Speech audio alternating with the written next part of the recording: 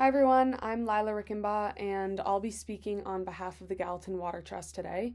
I've been working with the trust for the past few months to support kind of strategic growth, business development, and outreach efforts.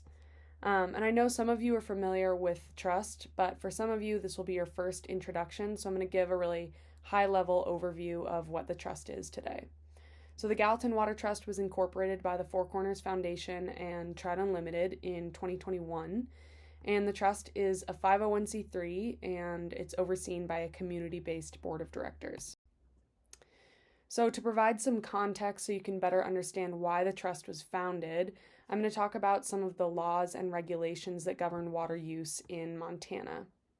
So surface and groundwater have been and still are heavily appropriated in the Gallatin River Basin.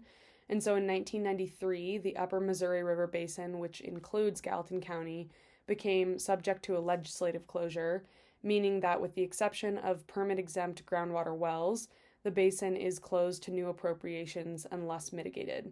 And there are some other exceptions for things like non-consumptive use and emergency water.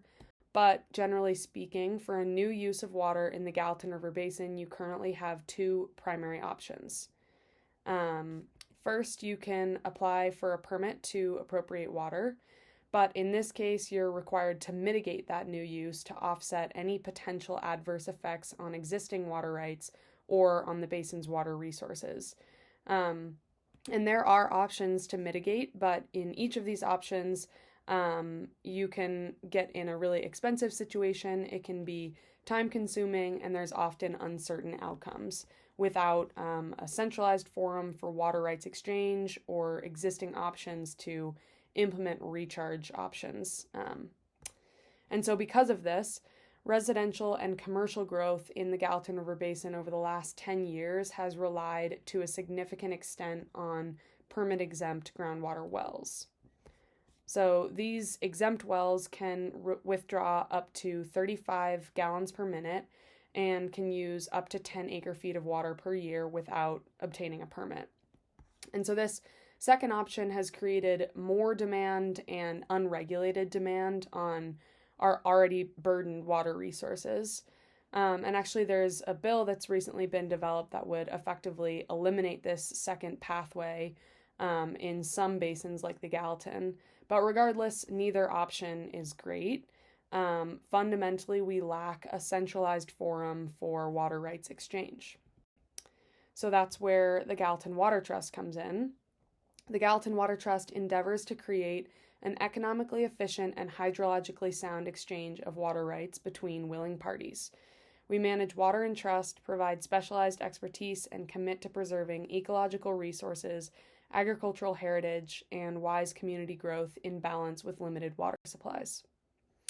And our strategies include working to facilitate a market for water rights exchanges and reallocations between willing parties. So this could look like an online clearinghouse to organize buyers and sellers. We just actually looked at a water market example from Washington State in Kittitas County that use this kind of online clearinghouse strategy. We can acquire and manage water rights, ditch rights, and related property rights in trust. So if someone isn't using all or a portion of their water right, they can come to us to see the value from that right, and we would do the due diligence on the right to either purchase or lease it. We could then go through the change of use process through DNRC to associate the right with mitigation purposes. And we could market that right for new groundwater users to mitigate their new use. We can also carry out that mitigation via groundwater recharge and in-stream flow. And depending on the scenario, we can use one or all of these strategies to kind of facilitate that market exchange.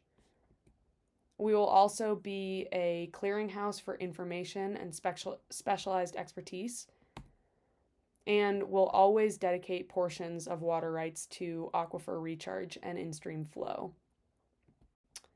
So that's where I'll leave it for today, but if you have any questions, please reach out to myself, Harley Harris, Pat from Trout Unlimited, or Sharon from Four Corners Foundation.